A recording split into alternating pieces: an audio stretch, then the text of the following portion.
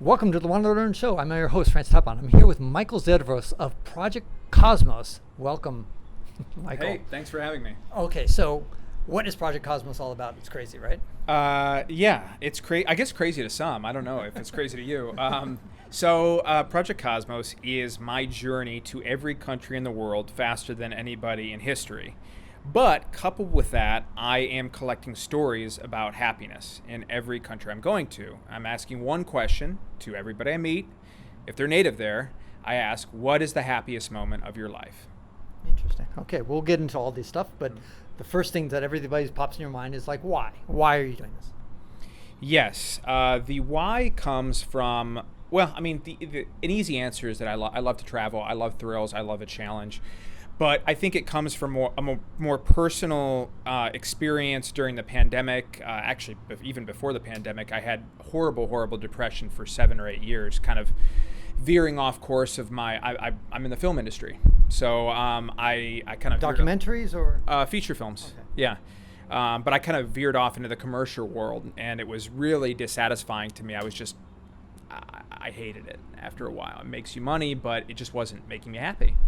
And during the pandemic, you kind of sit on your hands because you're just not able to, nobody's making movies, nobody's directing commercials.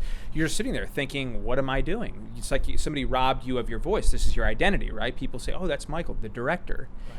And you realize, well, is that all I am? Is that all I can do? And I wanted to be more than that. I realized I am more than that. I'm Michael. I can do many things. And I wanted to tell stories in a different way. So my desire after I got out of the pandemic and out of the depression was I wanted to help other people with their happiness too. And I wanted to explore happiness in other countries to show that people could have happiness wherever they go, whomever they are, because it's all over the world.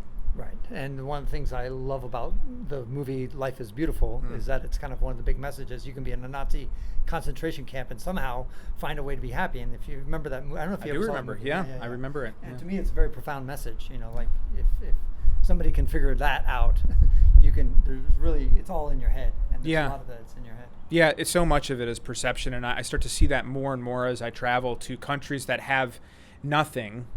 And people still find ways to give. People find generosity from nothing, and they also have smiles on their face, and they will welcome you into your home. They're joking, they're smiling, they're laughing, and somehow they live happier lives than people with everything in the world. Right, it's a paradox. Yeah. Now, you were unhappy at the very beginning of your journey when you took your very first country, leaving Detroit, your hometown, and you went right into the heart of the lion, Moscow, Russia, because of the hard thing to get a visa, and you wanted to get that one over with. Yeah. And tell us about how you got detained there. I'm sure a lot of people know that the relationship with the U.S. and Russia is not so good right now. So getting a visa that was his own story, which was probably the weirdest and wildest visa I've had to get to date. But putting that aside, once I actually got to Russia, I got off the plane, you go through like little bits of security, and you finally presented with the typical border security.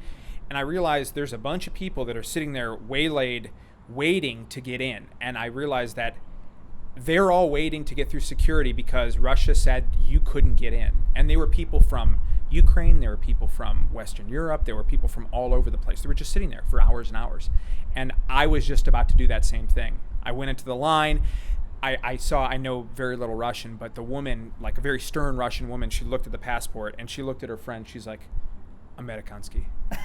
And that was all. I'm just like, oh, shit. Amerikansky. Yeah, Amerikansky. That's, want to hear that. We're going to pick up that story for 1 second. Hold on.